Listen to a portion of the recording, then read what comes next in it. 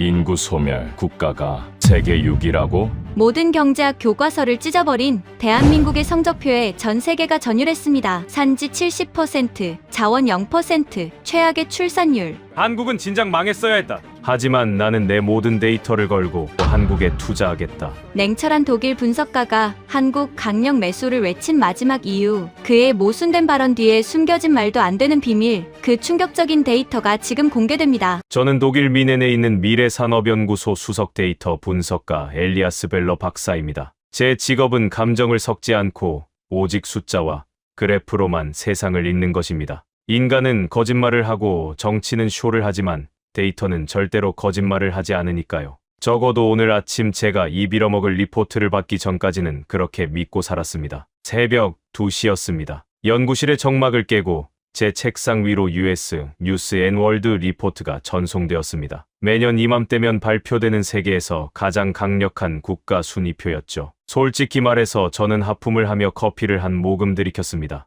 결과야 뻔하지 않겠습니까? 1등은 미국, 2등은 중국, 3등은 러시아. 그리고 그 밑에서 우리 독일이나 영국, 프랑스가 도토리키 제기를 하고 있겠죠. 지난 10년 동안 단 한 번도 바뀌지 않은 지루한 패턴이었습니다. 습관적으로 스크롤을 휙내리던 제 손가락이 6이라는 숫자 앞에서 멈칫했습니다. 순간 저는 제가 안경을 잘못 쓴 줄 알고 안경을 벗어 렌즈를 닦았습니다. 그리고 다시 모니터에 얼굴을 들이밀었죠. 하지만 텍스트는 그대로였습니다. 사우스 코리아, 대한민국, 레온, 당장 들어와 봐. 시스템 서버 점검 언제 했어? 저는 연구실 밖에서 졸고 있던 조수 레온을 소리쳐 불렀습니다. 이건 명백한 시스템 오류였습니다. 엑셀 정렬 버튼을 잘못 눌렀거나 데이터 입력 과정에서 치명적인 버그가 발생한 게 틀림없었으니까요. 상식적으로 생각해 봅시다. 6위 자리는 유럽의 자존심이자 UN 상임이사국인 프랑스나 세계 3위의 경제 대국, 일본이 있어야 할 자리입니다. 그런데 그 자리에 한국이 박혀 있습니다. 이게 얼마나 말이 안 되는 상황인지 감이 안 오십니까? 격투기로 치면 헤비급 챔피언들이 득실거리는 링 위에 난데없이 라이트급 선수가 올라와서 챔피언 벨트를 차고 앉아있는 꼴입니다. 저는 떨리는 손으로 한국의 기본 데이터 시트를 열었습니다. 그리고 깊은 한숨을 내쉬었습니다. 이 나라는 강대국이 될 수 있는 조건이 단 하나도 없습니다. 일단 땅덩어리를 보세요. 우리 독일의 4분의 1도 안 됩니다. 바이엘은 주 하나만 한 크기죠. 게다가 그 좁은 땅의 70%는 쓸모없는 산지입니다. 자원은 어떻습니까? 사우디아라비아처럼 석유가 펑펑 솟아납니까? 아니면 호주처럼 광물이 넘쳐납니까? 기름 한 방울 안 나고 가스 한 줌 없는 그야말로 자원의 불모지입니다. 인구는 5천만 명. 글로벌 기준으로 보면 내수 시장만으로는 먹고 살기 힘든 아주 애매한 규모입니다. 게다가 옆 나라들을 보세요. 서쪽에는 14억 인구의 중국이 있고 동쪽에는 경제 거인 일본이 버티고 있습니다. 북쪽에는 핵무기를 든 미치광이 집단이 있고요. 지정학적으로 보면 이건 나라가 아니라 그냥 포위된 섬이나 다름없습니다. 어떤 경제학 모델링 프로그램에 이 데이터를 넣고 돌려봐도 결과값은 국가 부도 혹은 빈곤국으로 나와야 정상입니다. 그런데 결과는 세계 6위. 저는 모니터 속의 숫자들이 저를 비웃는 것 같았습니다. 세부 항목을 뜯어보니 더 가관이었습니다. 프랑스를 제친 이유가 단순히 경제 수치 때문이 아니었습니다. 국방력, 수출, 경쟁력, 기술 혁신성 같은 하드파워 분야에서 한국은 유럽의 열강들을 압도하고 있었습니다. 특히 제 자존심을 건드린 건 우리 독일과의 비교였습니다. 독일이 어떤 나라입니까? 유럽의 엔진이자 제조업의 제왕입니다. 그런데 첨단 기술 분야 그래프를 보니 한국의 곡선이 독일의 곡선을 가파르게 뚫고 올라가고 있었습니다. 반도체, 배터리, 디스플레이, 미래 산업의 핵심 부품 시장을 한국 기업들이 독식하고 있는 겁니다. 박사님 이것 좀 보세요. 오류가 아닌 것 같습니다. 세부 지표를 보면 한국은 일본보다 특허 출원 수가 많고 프랑스보다 군사력이 강합니다. 조수 레온이 겁에 질린 표정으로 태블릿을 내밀었습니다. 저는 그가 내민 화면을 보며 마른 침을 삼켰습니다. 이건 기적이 아닙니다. 기적은 우연히 일어나는 것이지만 이건 철저하게 계산된 변칙이었습니다. 기존의 선진국들이 만들어 놓은 룰과 상식을 짓밟고 자신들만의 새로운 룰을 만들어버린 겁니다. 0을 넣었는데 100이 튀어나오는 마법. 경제학 교과서를 찢어버리고 통계학의 권위를 무너뜨린 이물질 같은 존재. 저는 분석가로서 도저히 이 현상을 납득할 수 없었습니다. 도대체 지난 50년 동안 한반도라는 그 좁은 땅에서 무슨 일이 있었던 걸까요? 한국인들은 잠도 안 자고 밥도 안 먹고 기계처럼 일만 한 걸까요? 저는 궁금증을 참지 못하고 한국의 산업 구조 데이터를 더 깊이 파고들기 시작했습니다. 그리고 그 데이터의 가장 깊은 곳에서 단순히 GDP나 수출액 따위로는 설명할 수 없는 아주 기괴하고도 공포스러운 숫자를 발견했습니다. 그것은 바로 속도였습니다. 보통의 국가들이 10년 걸릴 일을 1년 만에 해치우는 미친 속도, 그리고 그 속도를 가능하게 만든 변태적인 효율성. 제가 폴란드 국방부 관계자에게 입수한 비공개 문서를 확인하는 순간 저는 등골이 오싹해짐을 느꼈습니다. 한국이 세계 6위에 오를 수밖에 없었던 진짜 이유, 그리고 서구 열강들이 한국을 두려워하기 시작한 진짜 이유가 그 문서 안에 적혀 있었으니까요. 제가 본 것은 단순한 계약서가 아니었습니다. 그것은 한국이라는 나라가 전 세계를 상대로 벌이고 있는 시간 전쟁의 선전포고문이나 다름없었습니다. 과연 그 문서에는 무엇이 적혀 있었을까요? 그리고 한국인들은 어떻게 물리적 시간의 한계를 뛰어넘은 걸까요? 저는 지금 제 책상 위에 놓인 두 장의 문서를 번갈아 보고 있습니다. 왼쪽은 우리 독일의 자랑스러운 방산 기업 라인메탈이 폴란드 정부에 보낸 전차 공급 제안서이고, 오른쪽은 한국의 방산 기업이 보낸 계약서입니다. 굳이 기업 비밀을 누설하자는 건 아니지만 이 두 문서의 차이를 보면 등골이 서늘해지다 못해 공포감마저 듭니다. 우리 독일이 어떤 나라입니까? 기계공학의 정점, 장인 정신의 본고장입니다. 우리는 볼트 하나를 조일 때도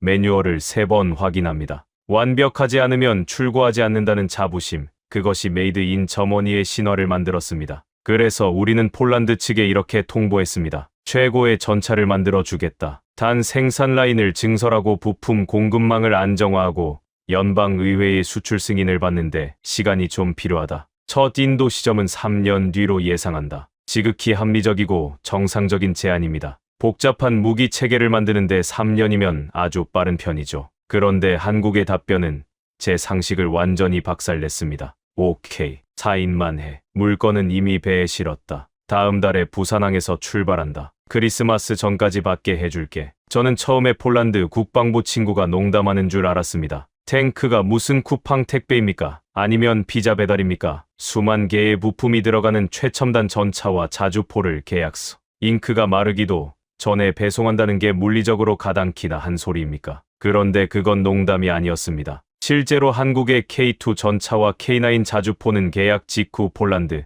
그디니아 항구에 하역되었습니다. 폴란드 대통령이 직접 한국까지 나와서 그 광경을 보며 입을 다물지 못했죠. 그 순간 바르샤바의 협상 테이블에서 우리 독일 대표단은 꿀먹은 벙어리가 되었습니다. 성능, 중요하죠. 가격, 물론 중요합니다. 하지만 당장 러시아가 국경 너머에서 미사일을 쏘고 있는 상황에서 3년 뒤에 오는 명품 무기가 무슨 소용이 있겠습니까? 한국은 바로 그 틈, 납기라는 치명적인 무기로 유럽의 방산 지도를 찢어발겼습니다. 지금 세계 방산 시장에서 도는 유명한 농담이 하나 있습니다. 독일에 탱크를 주문하면 손자가 받지만 한국에 주문하면 다음 달에 배송된다. 독일인인 제 입장에서 자존심 상해 미칠 지경이지만 반박할 수가 없습니다. 이건 팩트니까요. 저는 도대체 이 미친 속도가 어디서 나오는지 궁금해서 한국의 산업 도시 창원이라는 곳의 위성 사진과 공장 내부 영상을 분석해봤습니다. 그리고 깨달았습니다. 이 사람들은 공장을 돌리는 게 아닙니다. 그냥 전쟁을 하고 있는 겁니다.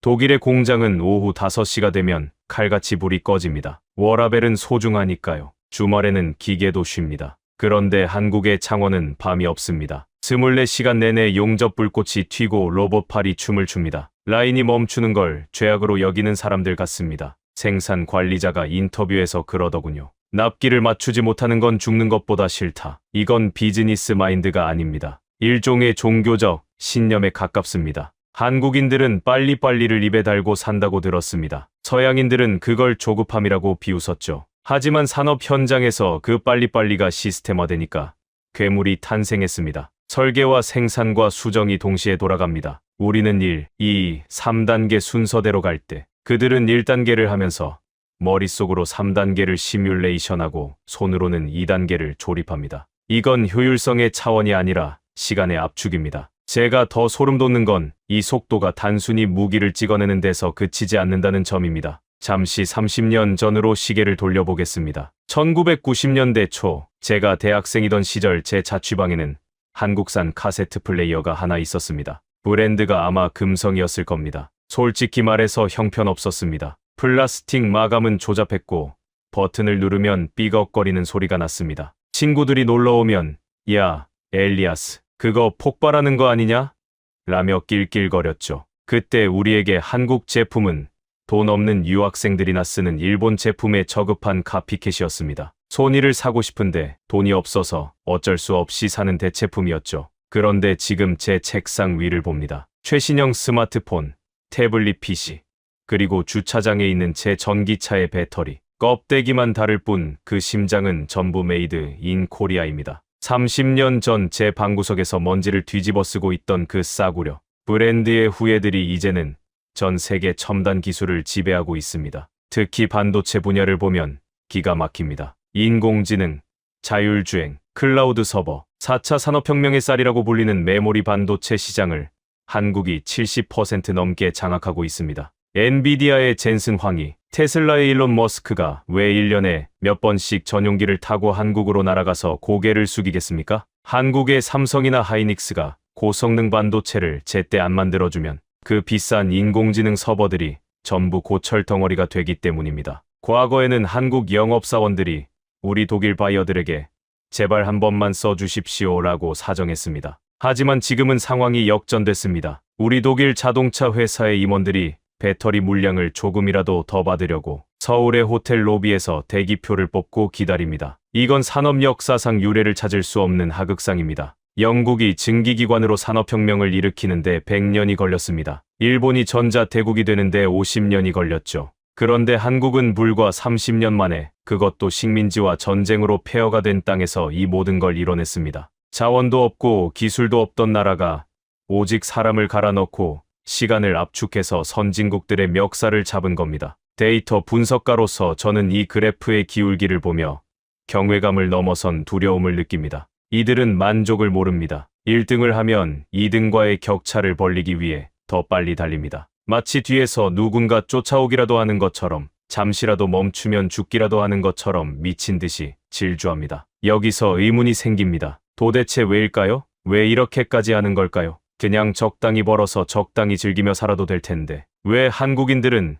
전 국민이 강박증 환자처럼 속도와 효율에 목숨을 거는 걸까요? 단순히 돈을 많이 벌고 싶어서, 부자가 되고 싶어서? 아니요. 제 데이터베이스가 가리키는 원인은 돈이 아닙니다. 이것은 훨씬 더 본능적이고 원초적인 공포와 연결되어 있습니다. 제가 한국의 지도를 3D 지형도로 변환해서 주변국들의 군사력 데이터를 겹쳐보았을 때 저는 비로소 그들이 왜 속도의 악마가 될 수밖에 없었는지 이해할 수 있었습니다. 그 지도 위에는 편안하게 소파에 앉아 넷플릭스나 보는 우리 유럽인들은 상상조차 알 수 없는 지옥의 링이 그려져 있었으니까요. 한국이 가진 이 미친 효율성의 진짜 동력, 그 처절한 생존의 비밀이 바로 그 지도 안에 숨겨져 있었습니다. 지금 제 모니터에는 한반도를 중심으로 한 동북아시아 지도가 띄워져 있습니다. 저는 평소 이 지도를 볼 때마다 숨이 턱 막히는 기분을 느낍니다. 서양의 지리학자들은 한국의 위치를 두고 지정학적 요충지라고 점잖게 표현하지만 군사 데이터 분석가인 제 눈에는 그저 지옥의 링 한복판으로밖에 보이지 않습니다. 한번 상상해 보십시오. 여러분이 사는 집의 왼쪽 담장 너머에는 덩치가 2미터가 넘고 힘이 장사인데 성격까지 포악한 불량배가 살고 있습니다. 세계 2위의 군사 대국 중국입니다. 위층에는 언제 가스통에 불을 붙일지 모르는 정신 나간 방화범이 살고 있죠. 핵무기를 손에 쥔 북한입니다. 오른쪽 집에는 한때 여러분의 집을 강제로 빼앗았던, 그리고 지금도 호시탐탐 기회를 엿보는 부자 엘리트 싸움꾼이 삽니다. 해군력이 막강한 일본입니다. 그리고 저 멀리 북쪽에는 곰 같은 덩치의 샷건을 들고 있는 러시아까지 버티고 있습니다. 이게 바로 대한민국이 처한 현실입니다. 주변 사강이 전부 세계 군사력 10위 안에 드는 괴물들입니다. 이런 괴물들 틈바구니에 5천만 명의 인구가 끼어 살고 있는 겁니다. 우리 유럽의 안보 위기, 솔직히 말해서 한국에 비하면 소꿉장난입니다. 독일은 나토라는 든든한 형님들 뒤에 숨어 있기라도 하죠. 하지만 한국은 최전방입니다. 방패막이가 없습니다. 제가 한국의 산업 데이터를 분석하다가 생존 본능이라는 키워드를 떠올린 이유가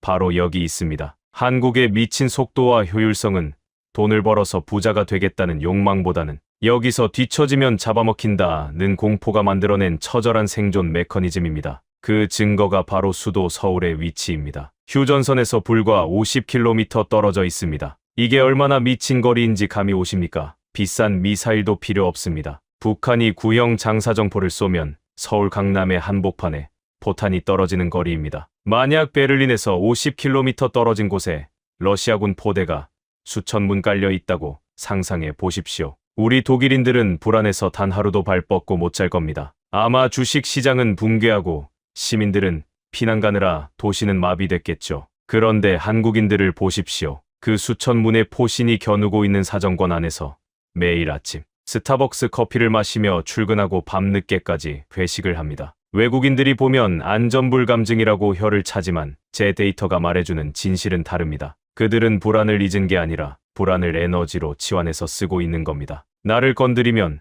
너도 팔아나는 내놓아야 할 것이다. 이것이 한국군이 가진 독침 전략입니다. 그들은 알고 있는 겁니다. 주변의 괴물들을 힘으로 완전히 제압할 수는 없어도 최소한 나를 건드리면 너도 치명상을 입는다는 공포를 심어줘야 생존할 수 있다는 사실을요. 그래서 한국의 화력 밀집도는 비상식적일 정도로 높습니다. K9 자주포를 2000문 가까이 보유하고 현무 미사일 같은 고위력 탄도 미사일을 미친 듯이 찍어내는 이유가 뭐겠습니까? 전쟁이 터지면 개전 초기의 압도적인 화력으로 적의 원점을 지도에서 지워버려야 하니까요. 그들에게 나중은 없습니다. 초반에 막지 못하면 멸망이니까요. 이 절박함이 바로 제조업의 속도와 연결된 겁니다. 무기가 없으면 죽는다는 공포, 6.25 전쟁이라는 처참한 기억이 그들의 DNA 속에 각인되어 있으니 공장이 멈출 수가 없는 겁니다. 하지만 제가 분석하면서 가장 소름 돋았던 건 하드웨어가 아닙니다. 바로 소프트웨어, 즉 사람입니다. 한국은 징병제 국가입니다. 독일도 과거에 징병제를 했지만 한국과는 차원이 다릅니다. 서울의 거리를 걷다 보면 지나가는 평범한 20대 대학생, 편의점, 알바생, 넥타이를 맨 회사원들이 보일 겁니다. 겉보기엔 그냥 민간인이죠. 하지만 유사시 사이렌이 울리고 예비군 동원령이 내려지면 그들은 24시간 안에 소총을 분해 결합하고 M60 기관총을 능숙하게 다루는 병사로 돌변합니다. 통계 자료에 의하면 한국의 예비군이 약 275만 명이고 민방위대가 300만 명이 넘습니다. 대략 잡아도 총을 자유자재로 쏘고 박격포를 다룰 줄 아는 성인 남성이 500만 명 가까이 된다는 뜻입니다. 전 세계 어디에도 이런 나라는 없습니다. 성인 남성 대부분이 유탄 발사기를 쏠 줄 알고 진지 구축을 할 줄 아는 나라. 제 독일인 친구가 한국 회사에 취업했다가 겪은 일화를 들려주더군요. 회식 자리에서 술에 취해 비틀거리던 부장님이 사격 게임장에 갔는데 갑자기 눈빛이 변하더니 백발백중으로 관역을 뚫어버리더랍니다. 알고 보니 특전사 출신이었다나요. 한국은 국가 전체가 거대한 병영이나 다름없습니다. 평소에는 경제활동을 하며 그 발톱을 숨기고 있을 뿐이죠. US 뉴스 군사력 5위. 이 숫자는 단순히 탱크 숫자나 국방비를 더해서 나온 결과가 아닙니다. 지정학적 저주를 극복하기 위해 지난 70년간 5천만 한국민이 이 악물고 갈고 닦은 500만 개의 칼날이 합쳐진 결과입니다. 그래서 저는 한국의 이 순위가 부럽다기보다는 경이롭고 한편으로는 애처롭습니다. 얼마나 불안하면, 얼마나 살고 싶으면 이토록 날카롭고 강한 가시를 온몸에 세우고 사는 걸까요? 세계 시장을 휩쓰는 K방산의 화려한 뉴스 뒤에는 우리는 두 번 다시 짓밟히지 않겠다는 한국인들의 피 맺힌 다짐이 깔려 있다는 걸 저는 데이터 너머에서 읽을 수 있었습니다. 이 나라는 국가 전체가 거대한 아드레날린 덩어리입니다. 여기까지가 제 분석의 전반부입니다. 자원도 없는 나라가 제조업과 군사력이라는 하드파워로 세계를 놀라게 한 비결은 바로 생존 본능이었습니다. 논리적으로 설명이 되죠. 그런데 말입니다. 제가 도저히 제 이성으로는 그리고 제 데이터 분석 툴로는 해석할 수 없는 기이한 현상이 하나 더 있습니다. 그것은 물리적인 힘이 아닙니다. 탱크처럼 눈에 보이는 것도 아니죠. 하지만 어쩌면 탱크보다 더 무서운 힘일지도 모릅니다. 얼마 전 중동의 하늘에서 벌어진 외교의전의 모든 교과서를 불태워버린 그 충격적인 사건을 보셨습니까? 이제 마이크를 영국 런던에 있는 제 동료에게 넘겨야 할 것 같습니다. 그는 현장을 뛰는 기자니까요. 저처럼 책상에 앉아서는 절대 보이지 않는 한국의 또 다른 무서운 무기를 그가 목격했다고 합니다. 휴고, 들립니까? 그날 사막의 상공에서 도대체 무슨 일이 있었던 겁니까? 네, 잘 들었습니다. 엘리아스 박사님, 미넨의 연구실은 여전히 차갑고 논리적이군요. 박사님이 엑셀 파일과 씨름하는 동안 저는 조금 더 뜨겁고 모래바람이 부는 현장의 이야기를 해보려 합니다. 저는 런던에서 지난 30년 동안 국제 분쟁과 외교 이면을 취재해온 기자 휴고 스털링입니다. 데이터는 거짓말을 하지 않는다고 하셨죠. 하지만 외교의 현장에서는 가끔 데이터보다 더 강력한 무언가가 작동합니다. 바로 마음이라는 변수입니다. 제가 30년 기자 생활을 하면서 절대 깨지지 않을 거라고 믿었던 불문율이 하나 있었습니다. 외교는 철저한 계산이다. 그런데 얼마 전 중동의 뜨거운 상공에서 그 교과서가 통째로 불태워지는 광경을 목격했습니다. 장면을 한번 떠올려 보십시오. 아랍에미리트 UAE의 상공입니다. 한국 대통령의 전용기가 국빈 방문 일정을 마치고 이륙했습니다. 보통 손님이 떠날 때는 공항에서 손 흔들어 주는 게 끝입니다. 그게 국제적인 룰이죠. 그런데 전용기가 고도를 높이자마자 믿을 수 없는 일이 벌어졌습니다. 대통령님, 창밖을 보십시오. 기장의 다급한 안내 방송에 창밖을 내다본 한국 수행단은 경악했습니다. UAE 공군의 주력 전투기 F-16 4대가 전용기 바로 옆에 바짝 붙어서 비행하고 있었기 때문입니다. 그냥 호위하는 신용만 낸 게 아닙니다. 고도와 속도를 전용기와 똑같이 맞추고 날개와 날개가 닿을 듯한 초근접 거리에서 비행했습니다. 이건 항공 역학적으로도 엄청난 위험을 감수한 고기의 비행이자 조종사들끼리의 완벽한 신뢰가 없으면 불가능한 일입니다. 그때 무전기 너머로 UAE 편대장의 목소리가 들려왔습니다. 대통령님, 이번에는 아주 가까이서 비행하겠습니다. 우리가 얼마나 당신을 신뢰하고 지키려 하는지 그 마음을 보여드리고 싶었습니다. 안전한 귀국길 되십시오. 저는 이 장면을 모니터링하면서 전율을 느꼈습니다. 외교 의전상 입국할 때 환영의 의미로 전투기를 띄우는 건 종종 있는 일입니다. 하지만 출국하는 손님을 위해 이미 계약 다 끝내고 떠나는 마당에 무장한 전투기를 다시 띄워 끝까지 배웅한다. 이건 전례가 없는 파격입니다. 당신은 비즈니스 파트너가 아니라 우리의 가족이다. 라는 무언의 메시지였죠. 도대체 한국이 그들에게 무엇이길래 미국 대통령조차 평생 받아보지 못할 이런 대우를 하는 걸까요? 저는 이 수수께끼를 풀기 위해 시계를 조금 앞으로 돌려봤습니다. 한국 대통령의 이번 순방은 시작부터가 도박이었습니다. 취임 후 얼마 되지 않아 보통이라면 미국 백악관이나 중국 베이징을 먼저 갔어야 할 타이밍입니다. 그게 지난 수십 년간 한국 외교의 정석이었죠. 그런데 한국은 그 금기를 깨고 첫 단독 순방지로 중동을 택했습니다. 런던의 동료, 기자들은 쑥덕거렸습니다. 한국이 미쳤군. 미국과 중국이 눈을 부라리고 있는데 사막으로 도망을 가. 하지만 저는 다르게 봤습니다. 이것은 도망이 아니라 치밀하게 계산된 탈출구였습니다. 지금 한국의 상황을 보십시오. 엘리아스 박사님이 말한 대로 한국은 너클해커 신세입니다. 미국은 우리 편 안 들면 관세 폭탄 맞는다고 협박하고 중국은 기술 내놓으라며 쫓아옵니다. 무역으로 먹고 사는 한국 입장에서 미중 양쪽 시장이 모두 쪼그라드는 절체절명의 위기였죠. 그래서 그들은 제3의 길, 중동이라는 비상구를 뚫어버린 겁니다. 그런데 빈손으로 갔을까요? 천만에요. 한국은 아주 영리하고도 무서운 제안서를 들고 갔습니다. 중동의 왕족들은 지금 공포에 떨고 있습니다. 석유 시대가 끝나면 우리는 다시 낙타를 타야 하는가? 이 질문이 그들의 악몽입니다. 그들은 오일머니를 쏟아부어 나라를 최첨단으로 개조하고 싶어 합니다. 바로 그 가려운 곳을 한국이 정확히 긁어준 겁니다. 미국과 중국 사이에서 눈치 보지 마십시오. 당신들이 꿈꾸는 스마트 시티를 지을 IT 기술, 사막을 옥토로 바꿀 담수화 기술, 전력을 공급할 원자력 발전소, 그리고 이 모든 부를 지켜줄 최첨단 미사일 방어 체계까지 이 모든 걸 하나의 패키지로 묶어서 우리가 드리겠습니다. 이건 그랜드 바겐이었습니다. 미국은 기술 유출될까봐 주저하고 중국은 보안 때문에 믿을 수 없는 이 민감한 기술들을 한국은 형제국이라는 이름으로 통째로 넘기겠다고 한 겁니다. 그 결과가 바로 350억 달러, 한화로 약 50조 원에 육박하는 천문학적인 투자 유치였습니다. 잭팟이 터진 거죠. 하지만 제가 주목한 건 돈 액수가 아닙니다. 돈으로만 따지면 중국이 더 많이 불렀을 수도 있습니다. 제가 진짜 놀란 건 아부다비 공항 환영식에서 목격한 아주 기이한 장면이었습니다.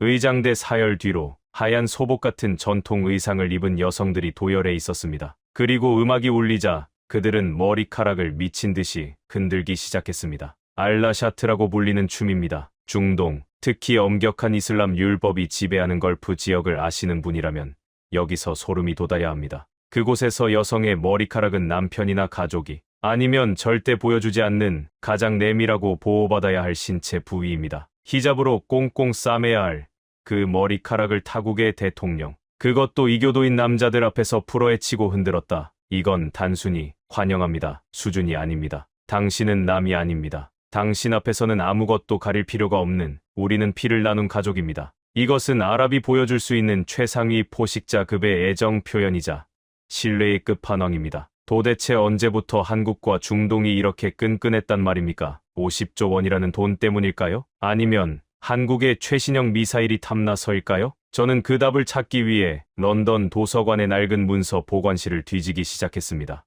그리고 먼지 쌓인 1970년대의 건설 현장 리포트 하나를 발견했을 때 저는 비로소 무릎을 쳤습니다. 지금의 이 화려한 F-16 호위 비행과 50조 원의 잭팟은 하루아침에 만들어진 로또가 아니었습니다. 그것은 50년 전 에어컨도 없던 섭씨 50도의 열사의 땅에서 소금 덩어리를 씹어먹으며 맨손으로 사막을 파던 어떤 사람들의 피 묻은 약속이 이제야 이자를 쳐서 돌아온 것이었습니다. 문서 속에 적힌 그들의 별명은 동양에서 온 도깨비였습니다. 낮에는 태양과 싸우고 밤에는 횃불을 켜고 어둠과 싸웠던 지금의 한국을 만든 아버지들의 이야기. 중동의 왕들이 왜 한국인을 형제라고 부르며 눈시울을 붉히는지 그 오래된 신뢰의 기원을 추적해 보겠습니다. 제가 런던의 문서 보관실에서 찾아낸 것은 1976년 사우디아라비아 주바일 항만 공사 현장의 낡은 작업 일지였습니다. 누렇게 바랜 종이에서는 아직도 매캐한 모래먼지 냄새가 나는 듯했습니다.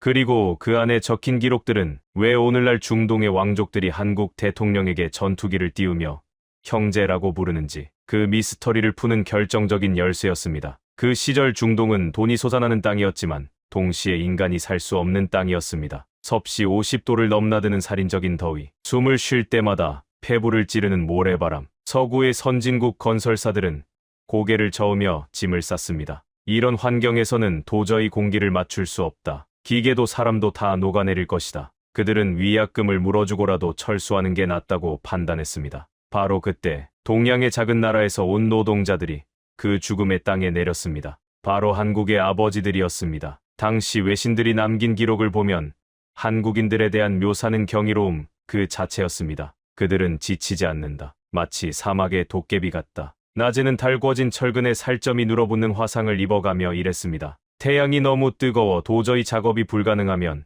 그들은 밤에 횃불을 켜고 대낮처럼 불을 밝혔습니다. 칠흑 같은 사막의 밤, 수백 개의 횃불이 춤추며 콘크리트를 쏟아붓는 광경을 상상해 보십시오. 당시 현지 유목민들은 밤새 꺼지지 않는 한국 건설 현장의 불빛을 보며 저 사람들은 잠도 안 자는가? 라며 혀를 내둘렀다고 합니다. 환경도 엄청나게 열악했습니다. 지금이야 에어컨이 나오는 숙소가 있지만 당시엔 천막이나 다름없는 숙소에서 제대로 된 담수와 시설도 없이 지냈습니다. 뜨거운 태양 아래 소금기가 채 가시지 않은 미지근한 물을 마시며 탈수로 쓰러지는 동료에게 소금을 한 줌 먹이고 다시 비계 위로 올라가는 사람들. 도대체 무엇이 그들을 그렇게 만들었을까요? 가난 때문이었습니다. 지구 반대편 고향에 있는 아내와 자식들에게 늙으신 부모님에게 한 푼이라도 더 보내기 위해 그들은 자신의 젊음과 건강을 사막의 모래와 맞바꿨습니다. 월급의 80% 아니 90%를 송금하고 자신들은 김치 한 조각의 밥을 먹으며 버텼던 그 처절한 가장의 무게가 오늘날 중동의 고속도로와 항만 그리고 마천루를 만들어낸 겁니다. 하지만 중동 사람들이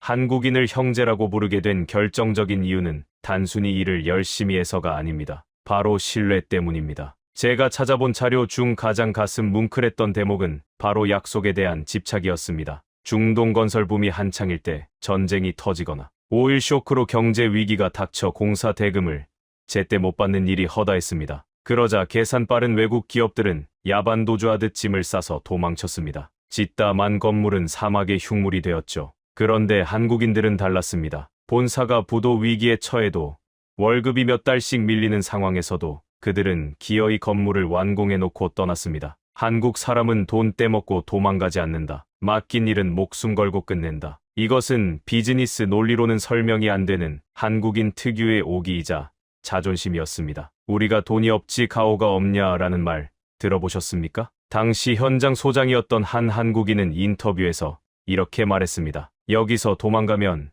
내 자식들이 코리아를 부끄러워할 것 아닙니까? 그래서 끝까지 지었습니다. 당시 그 모습을 지켜보던 중동의 왕족들과 관료들, 그리고 어린 시절 그 현장을 목격했던 지금의 지도자들 뇌리에 그것은 충격적인 각인이 되었습니다. 코리아는 우리를 배신하지 않는다. 지금 UAE의 대통령, 사우디의 빈 살만 왕세자 같은 리더들이 어릴 때 보았던 가장 경이로운 풍경은 아무것도 없던 모래, 사막 위에 마법처럼 건물을 올려내던 한국인들의 땀방울이었을 겁니다. 그들에게 한국은 단순한 하청업체가 아니었습니다. 자신들이 국가를 세우는 가장 힘들고 외로웠던 시기를 함께 견뎌준 전우이자 파트너였던 겁니다. 이번에 한국 대통령이 받은 그 파격적인 호의와 환대, 그리고 50조 원이라는 선물, 그것은 한국 대통령 개인에게만 보낸 것이 아닙니다. 50년 전 그 뜨거운 열사의 땅에서 묵묵히 삽질을 했던 수십만 명의 한국 국민들에게 보내는 뒤늦은 경례이자 존경의 표시입니다.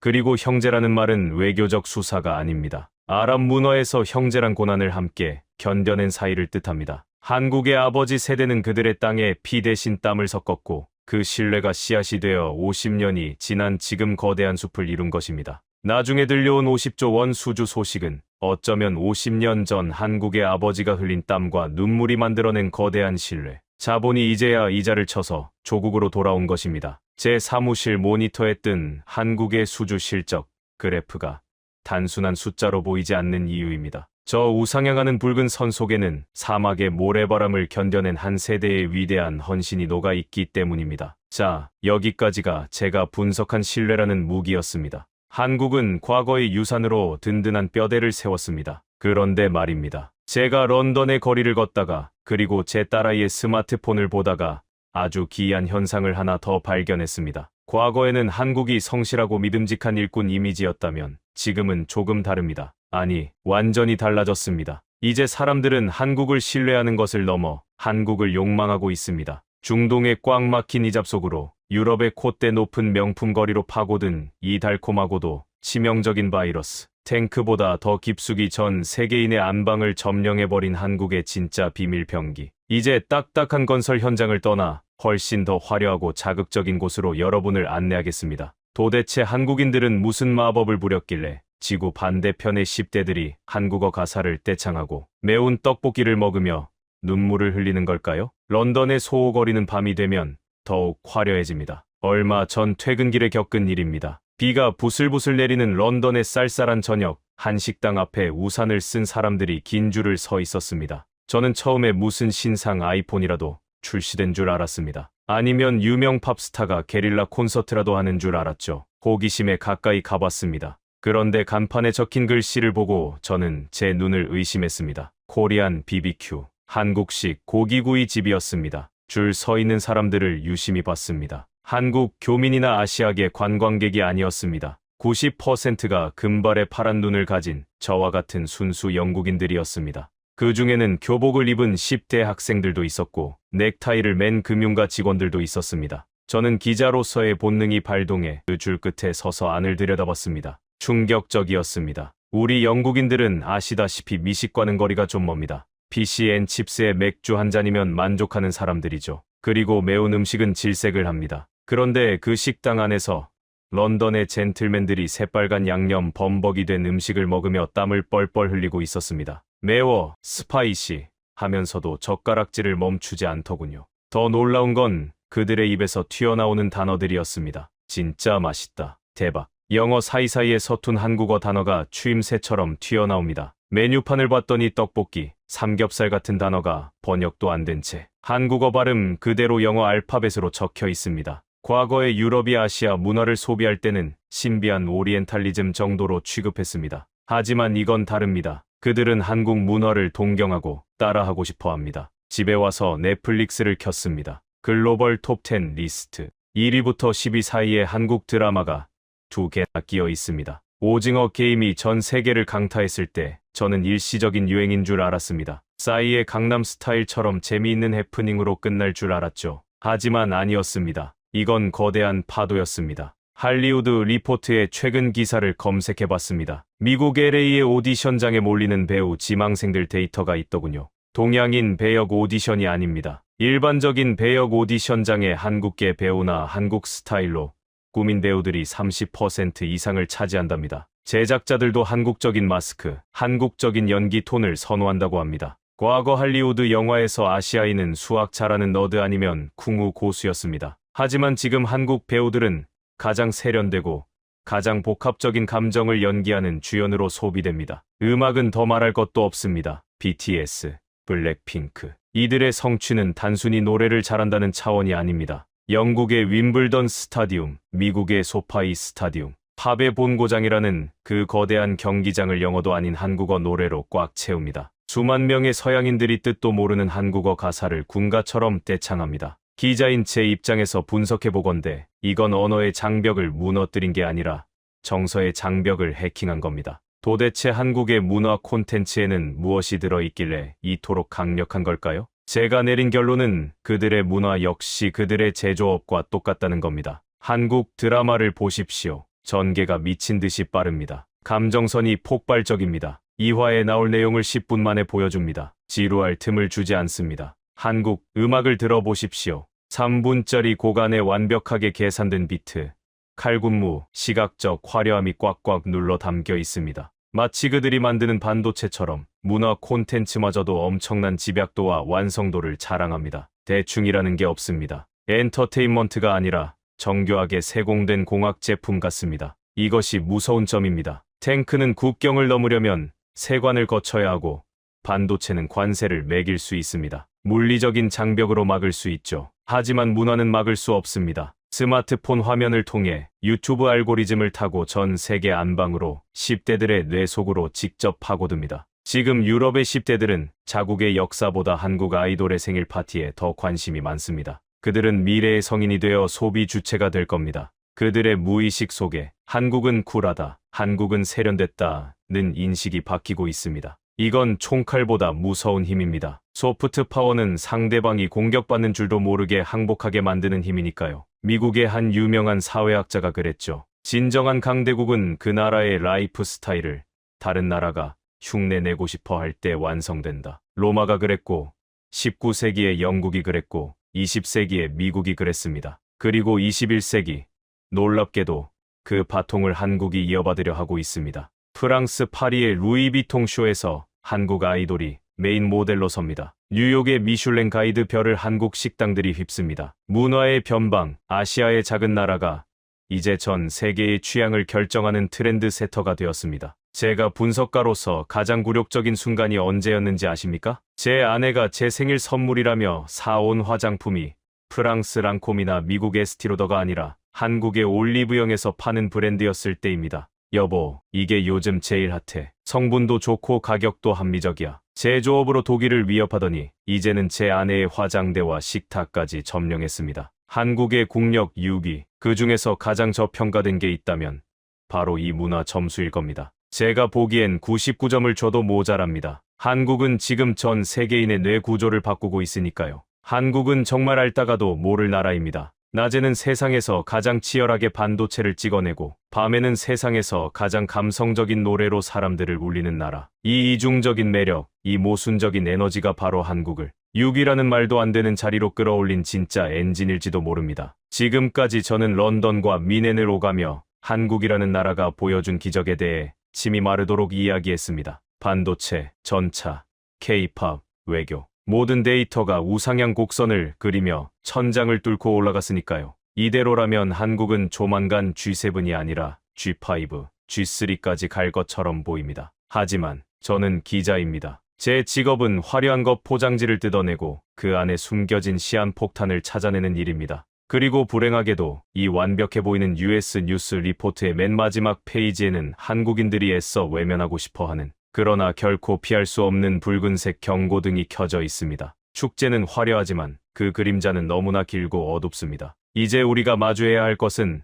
환호성이 아니라 비명에 가까운 침묵입니다. 한국이 가진 치명적인 아킬레스건, 이 거인의 발목을 잡고 있는 죽음의 숫자에 대해 이야기할 시간입니다. 자, 이제 다시 미넨의 엘리아스 박사님에게 마이크를 넘기겠습니다. 박사님, 화려한 이야기를 많이 했는데 이 완벽해 보이는 성적표 뒤에 숨겨진 것은 무엇입니까? 다시 미넨의 엘리아스 벨러입니다. 휴고 기자가 전해준 런던의 열기, 그리고 중동의 뜨거운 환대. 듣기만 해도 가슴이 벅차오르는 이야기들이었습니다. 하지만 저는 다시 차가운 연구실로 돌아와야겠습니다. 잔치는 끝났고 이제 우리는 계산서를 마주해야 할 시간이니까요. 제가 보고 있는 이 완벽해 보이는 US 뉴스 리포트의 맨 마지막 페이지에는 한국인들이 애써 외면하고 싶어하는, 그러나 결코 피할 수 없는 붉은색 숫자가 하나 찍혀 있습니다. 0.7. 이건 시력 검사표의 숫자가 아닙니다. 한국의 합계 출산율입니다. 제가 이 수치를 처음 데이터베이스에 입력했을 때 컴퓨터는 에러 메시지를 띄웠습니다. 입력 범위를 벗어났습니다. 그도 그럴 것이 이 0.7이라는 숫자는 인류 역사상 유례를 찾기 힘든 수치입니다. 지금 전쟁 중인 우크라이나보다 낮습니다.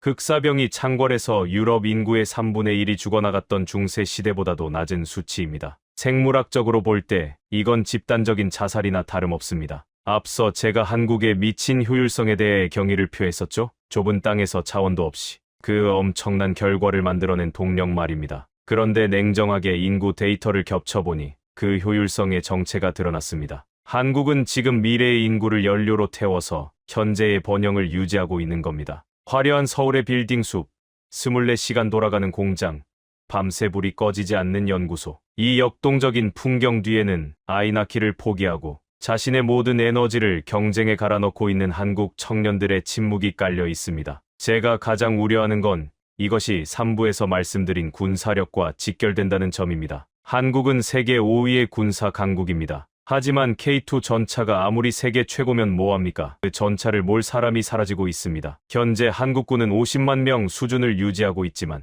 인구 통계 그래프를 대입해보면 10년, 20년 뒤 병력 수급 그래프는 절벽 아래로 수직 낙하합니다. 무인 로봇, 드론, 물론 도움이 되겠죠. 하지만 전쟁은 결국 사람이 땅을 밟고 깃발을 꽂아야 끝나는 행위입니다. 세계 최강의 무기고를 지어놨는데 그 열쇠를 쥘 경비원이 없어지는 상황. 이것은 국가의 존망이 걸린 문제입니다. 그리고 여기 인구 문제보다 더 자존심 상하고 더 비현실적인 이야기가 하나 더 있습니다. 어쩌면 이게 한국이 가진 가장 기형적인 모순일 겁니다. 바로 전시작전 통제권입니다. 여러분, 한번 생각해 보십시오. 세계 6위의 경제 대국, 군사력은 세계 5위입니다. 최첨단 전투기를 직접 만들고 잠수함에서 미사일을 쏘아 올리는 나라입니다. 그런데 만약 내일 당장 한반도에서 전쟁이 터진다면 한국군 50만 명의 자위권은 한국 대통령에게 있지 않습니다. 한미연합사령관, 즉 미군 사성 장군에게 넘어갑니다. 이게 무슨 말인지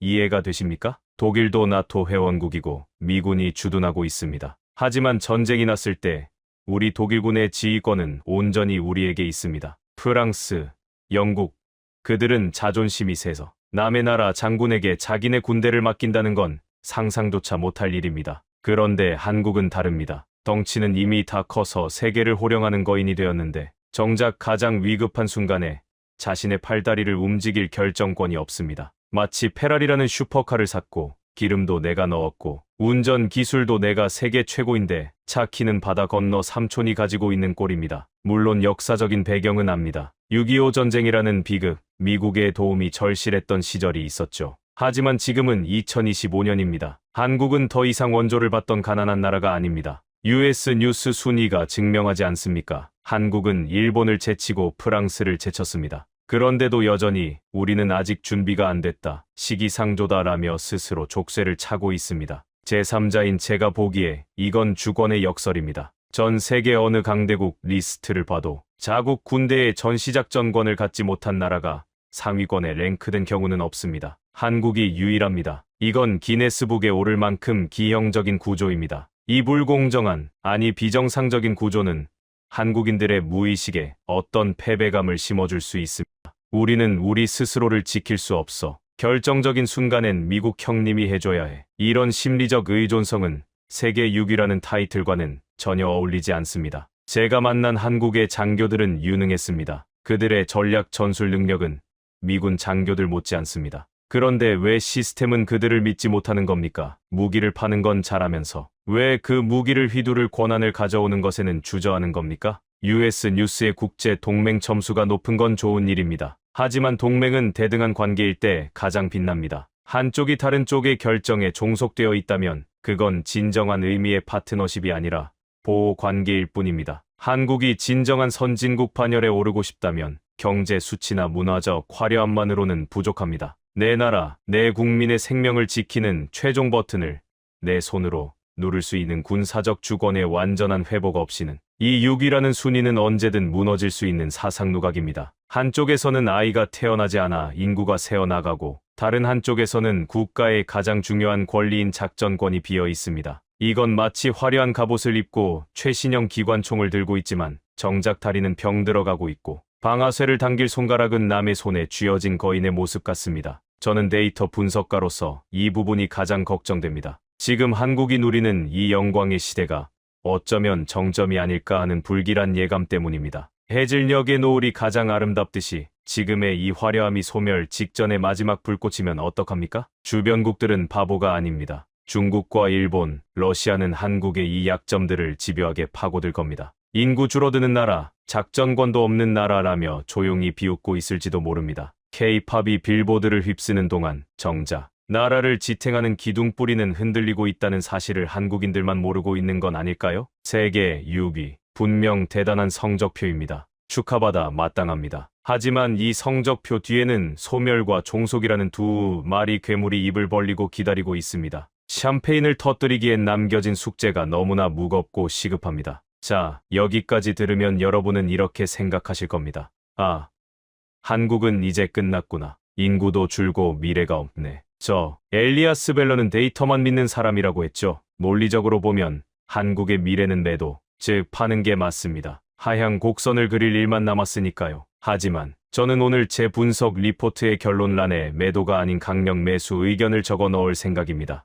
논리를 배신하는 결론이라고요? 아닙니다. 저는 제 분석 인생 20년 동안 저의 모든 예측 모델을 비웃으며 박살낸 유일한 변수를 하나 알고 있기 때문입니다. 그 변수의 이름은 바로 코리아입니다. 지금부터 제가 왜 망해가는 데이터 앞에서도 한국의 미래에 모든 것을 걸려고 하는지 그 마지막 이유를 말씀드리겠습니다. 이건 숫자의 영역이 아닙니다. 불가능을 가능으로 뒤바꿔버리는 한국인들만이 가진 아주 기이한 DNA에 관한 이야기입니다. 다시 한번 말씀드리지만 저는 감정을 믿지 않는 데이터 분석가입니다. 하지만 지난 20년간 수많은 국가의 흥망성쇠를 시뮬레이션에 온 제 경험칙에 비추어 볼 때 한국이라는 나라는 기존의 예측 모델을 모조리 박살내는 유일한 변수였습니다. 과거 데이터를 한번 돌려봅시다. 1953년 6.25 전쟁 직후 당시 미군의 더글러스 맥아더 장군은 폐허가 된 서울을 보며 이렇게 말했습니다. 이 나라가 재건되는 데는 최소 100년이 걸릴 것이다. 당시 한국의 데이터는 국가라기보다는 거대한 쓰레기장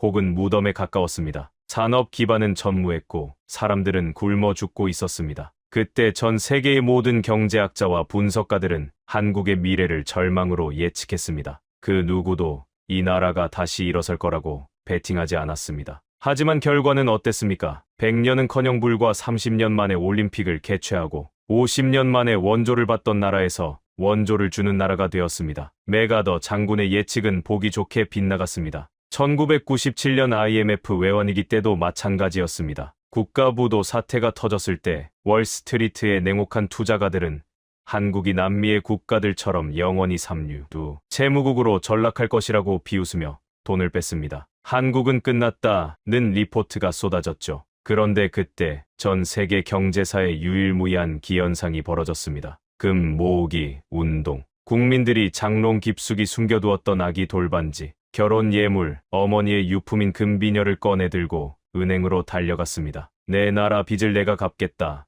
며 줄을 섰습니다. 자본주의의 논리로는 도저히 설명이 안 되는 집단행동이었습니다. 전 세계 언론이 이 장면을 타전하며 경악했습니다. 결국 한국은 IMF 관리 체제를 최단 기간인 3년 만에 졸업해버렸습니다. 월스트리트의 예측도 빗나갔습니다. 이것이 제가 한국의 인구 절벽과 안보 위기를 바라보는 시각이 남들과 다른 이유입니다. 서구의 시각에서 저출산은 재앙입니다. 하지만 한국인들은 이 문제조차 그들만의 방식으로 우리가 상상하지 못한 기발한 해법으로 돌파구를 찾아낼 거라는 예감이 듭니다. 어쩌면 세계 최고의 로봇 기술과 AI를 접목해서 노동력 없는 생산을 가장 먼저 실현하는 나라가 될지도 모릅니다. 인구가 줄어든다고요? 그들은 그럼 사람 대신 로봇을 쓰면 되지, 야며 제조업의 패러다임을 바꿔버릴지도 모릅니다. 아니면 남북 관계의 급진적인 변화를 통해 5천만이 아닌 8천만의 시장을 순식간에 만들어낼지도 모르죠. 한국은 항상 벼랑 끝에 몰렸을 때 가장 높이 튀어오르는 용수철 같은 나라였으니까요. 이들에게 위기는 멸망의 신호가 아니라 다음 레벨로 가기 위한 퀘스트일 뿐입니다. 그들은 위기가 닥치면 주저앉아 우는 대신 이를 악물고 시스템을 뜯어고쳤습니다. 회복 탄력성, 위기를 기회로 바꾸는 그 능력에 있어서 한국인은 타의 추종을 불허합니다. US 뉴스 세계 국력 6위. 이 데이터를 깊이 파고들수록 깨달았습니다. 이 숫자 6은 땅을 파서 나온 석유로 산 것도 아니고 조상이 물려준 유산으로 얻은 것도 아닙니다. 이것은 지난 70년간 자원 없는 땅에서 오직 맨주먹으로 싸워온 한국인들의 피와 땀에 대한 증명서입니다. 지금 이 영상을 보고 계실 한국의 50대, 60대, 70대 여러분. 여러분이 젊은 시절 기름밥을 먹으며 밤새 돌렸던 선반 기계가 지금의 방위 산업이 되었습니다. 여러분이 해외 출장을 다니며 겪었던 서러움과 무시가 지금의 삼성과 현대라는 글로벌 브랜드를 만들었습니다. 여러분이 내 자식들에게만큼은 가난을 물려주지 않겠다며 시켰던 그 지독한 교육열이 지금 전 세계를 지배하는 반도체 인재들을 길러냈습니다. 그러니 자부심을 가지십시오. 프랑스를 제치고 일본을 넘어선 이 성적표는 미국이 그냥 선물로 준 게 아닙니다. 여러분이 인생을 갈아 넣어 쟁취한 훈장입니다. 저는 가끔 소름이 돋습니다. 지금 한국이 겪고 있는 이 수많은 문제들, 인구 감소, 안보 불안. 만약 이것마저 해결된다면, 한국이 발목에 채워진 이 무거운 모래주머니마저 떼어내버린다면, 그때 한국의 순위는 6위가 아닐 겁니다. 아마도 미국과 중국 바로 다음, 혹은 그들과 어깨를 나란히 하는 G3의 자리에 있을지도 모릅니다. 세계는 아직 한국의 진짜 잠재력을 다 보지 못했습니다. 이 조그만 나라, 다이내믹 코리아가 보여줄 다음 행보가 저는 무서울 정도로 기대됩니다. 그들은 늘 제 예상을 보기 좋게 빗나가게 했으니까요. 이번에도 저를 놀라게 해 주길 진심으로 바랍니다. 저는 제 모든 데이터를 걸고 이 주식에 강력 매수 의견을 냅니다. 미넨의 밤은 깊었고 창밖에는 차가운 독일의 밤 공기가 흐르지만 제 모니터 앞은 한국의 열기로 뜨겁습니다. 오늘 저녁은 무엇을 먹을지 고민할 필요가 없을 것 같습니다. 근처에 새로 생긴 한식당에 가서 뜨끈하고 얼큰한 김치찌개를 먹어야겠습니다. 땀을 뻘뻘 흘리며 그 붉은 국물을 들이키면 한국인들이 가진 그 뜨거운 에너지의 비밀을, 한과 흥이 뒤섞인 그 묘한 힘을 조금이나마 더 이해할 수 있을지도 모르니까요. 위대한 나라 한국. 당신들의 6위를, 그리고 앞으로 보여줄 더 높은 비상을 지구 반대편의 분석가가 경의를 담아 응원합니다. 지금까지 독일의 분석가와 영국의 기자가 전해온 대한민국에 대한 놀라운 분석 리포트